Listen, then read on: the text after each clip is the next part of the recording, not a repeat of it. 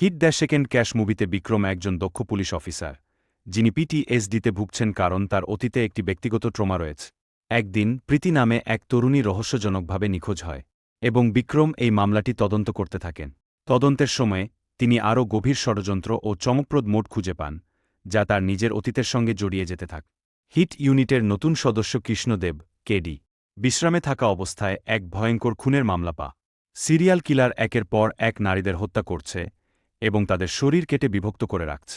KD তদন্ত করতে গিয়ে এক ভয়ঙ্কর সত্যের সম্মুখীন হন। তৃতীয় পর্বটি অর্জুন সরকারের নানি গল্প নিয়ে আবর্তিত হবে। এটি আগের দুটি কেসের সাথে যুক্ত থাকতে পারে। নানি এই তৃতীয় পর্বটিতে আকর্ষণীয়ভাবে তুলে ধরেছে।